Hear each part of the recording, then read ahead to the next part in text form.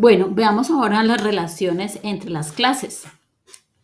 Las clases pues no trabajan aisladamente, la idea es que entre ellas se comunican, se pueden relacionar. Entonces, básicamente hay cuatro tipos de relaciones entre las clases. Tenemos la herencia, la agregación, la composición, la asociación.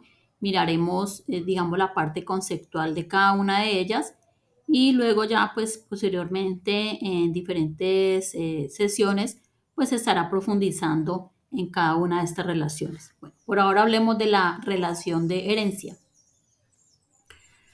Bueno, hablamos de la relación de herencia o también llamada como generalización o especialización, cuando hay unas clases que se van a crear a partir de otras clases, es decir, una clase hija se va a crear a partir de una clase que está en un nivel superior y lo que básicamente hace es que la clase que está en el nivel inferior va a tomar todos los atributos y métodos que están en la clase, digámoslo, en la superclase. Vamos a llamarle a estas clases de acá las subclases y a esta digamos, la clase, digamos, la superclase.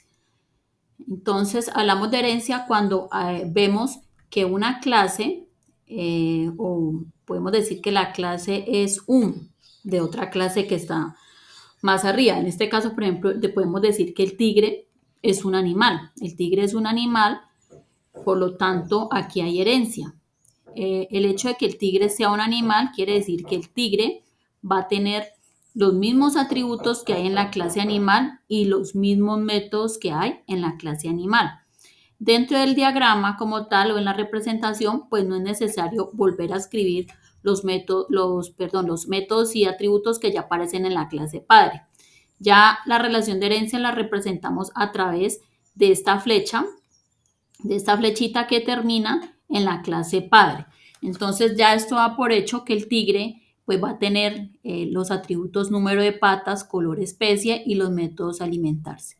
Ahora, esta clase que está, la clase hija, puede tener además sus atributos propios, como por ejemplo número de dientes, que no está en la clase animal porque no todos los animales podemos hablar de que tienen dientes en este caso. Además de eso, el tigre va a tener dos métodos que son propios del tigre, que son cazar y rugir. ¿Sí? Son métodos que realiza o funciones o tareas que realiza un tigre. Y en el caso del loro, pues el loro es una clase, ¿sí? Que hereda de la clase animal. Podemos decir que un loro es un animal porque el loro también tiene los mismos atributos que tienen todos los animales, como el número de patas, color y la especie a la que pertenece, y también realiza una acción o una tarea que es alimentarse. Pero además de eso, el loro tiene un atributo que es propio de los loros, que es cantidad de plumas y que no van a estar presentes en la clase tigre. Por lo tanto, dentro del diagrama lo colocamos solo acá en la clase loro. Además de eso, el loro tiene dos métodos que son propios de los loros, que son imitar y volar, que son propios de él y no los tiene el tigre. Básicamente, esa es la relación de herencia. Aquí tenemos otro ejemplo de herencia donde tenemos una clase empleado con los atributos nombre, cédula y un método que es calcular el salario de ese empleado. Y tenemos unas subclases que son administrativo y profesor, es decir, un administrativo es un empleado y un profesor también es un empleado, es decir, comparten los mismos atributos y métodos que están en la clase padre, pero además el administrativo tiene un atributo propio que es el cargo del administrativo, mientras que el profesor tiene un atributo propio que es el escalafón y que no existe acá en la clase padre como tal. Bueno, otra relación que hay entre las clases, que existe entre las clases, es la relación de agregación, o decimos que hay algo que forma parte del todo. Es la relación que va a representar cuando unos objetos se componen de otros objetos, es decir, tienen como atributos objetos que pues pertenecen a determinadas clases. Aquí en el ejemplo vemos una cola de impresión. Esto es una clase y la cola de impresión pues se compone de trabajos de impresión o trabajos como llamamos acá Entonces decimos que acá hay una relación de agregación y lo vamos a representar a través del rombo, de un rombo que se coloca en la clase mayor, es decir, la clase que contiene a esta clase de acá, que sería la clase trabajo. Y decimos que los trabajos forman parte de la cola de impresión. Básicamente esa es la relación de agregación. Bueno, tenemos la relación de composición, que es muy similar a la agregación, pero decimos que el componente es parte esencial del todo. Es decir, si el componente se elimina, pues el todo desaparece o la clase mayor deja de existir. En este ejemplo tenemos una clase persona. La clase persona se compone de la clase corazón, pero si el corazón deja de existir, la clase persona también dejaría de existir. Entonces aquí ya no sería agregación, sino una relación de composición porque es una relación esencial. Es decir, si desaparece el componente, desaparece el todo. Aquí vemos un diagrama con relaciones de agregación y composición. La clase celular se compone de cámara, pero miremos que la cámara lo llamamos agregación, es decir, no es esencial porque un celular podría no tener cámara y seguir siendo celular como tal. Mientras que si el celular no tiene la pantalla, pues el celular ya dejaría de ser celular. Entonces vemos que el celular con pantalla pues tiene una relación de composición, mientras que con cámara tiene una relación de agregación.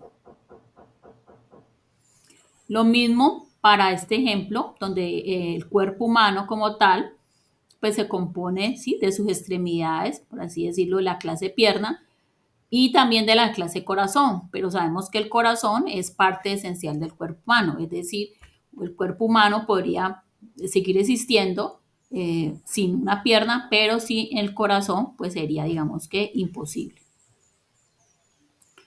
Bueno, y tenemos ya la última relación, que es la de asociación. Es cuando una clase usa otra clase. En este caso tenemos que un estudiante recarga el portaminas, es decir, el estudiante hace uso de la clase portaminas.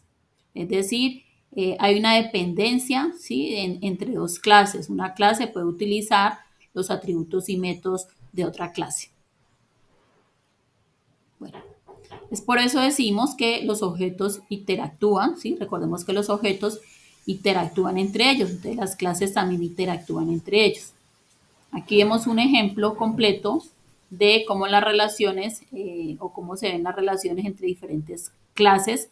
En el ejemplo que teníamos de, digamos, el pedido en el restaurante y para hacer el pago, ¿no? Entonces, digamos, cuando se está en un restaurante, pues hay digamos, llega un cliente, el cliente hace una orden, esa orden se compone de bebidas y de unos platos. Finalmente, esa orden debe ser cancelada, o sea, se genera un pago. Vemos que aquí hay una relación de asociación y ese pago puede ser en forma de crédito o en pago de efectivo, es decir, en crédito y efectivo son formas de pago, es decir, aquí hay una relación de herencia, ¿sí? Porque el crédito es un pago y el efectivo también es un pago o una forma de pago. Y acá vemos que hay relación de agregación porque la orden se compone de bebidas y platillos. Y las demás relaciones pues son de asociación. Bueno, otros conceptos importantes dentro de la programación orientada a objetos es el concepto de encapsulación. La encapsulación es cuando los objetos, pues, digamos, ocultan ciertos detalles de su implementación. Es por eso que generalmente o siempre trabajamos los atributos como privados, es decir, ellos no se van a mostrar o desde otra clase no van a poder acceder directamente a los atributos de cierta clase.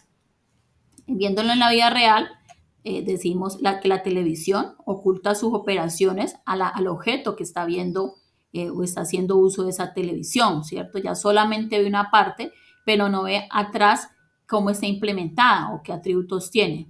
Entonces, digamos que eso es lo que representa la encapsulación, ocultar la información de la clase a otras clases.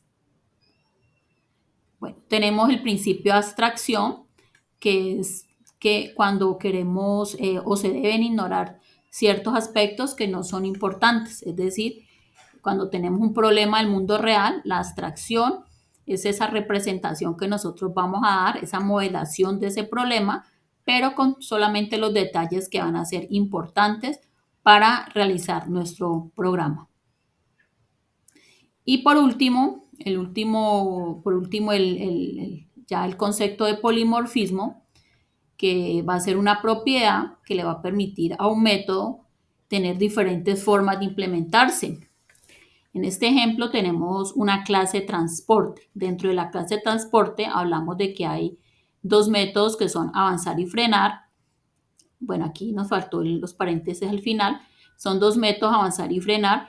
Y si miramos objetos de la clase transporte, pues podemos decir que el caballo es un medio de transporte, el transporte animal, el transporte a través de un vehículo o el transporte pues a través de, digamos, de un avión.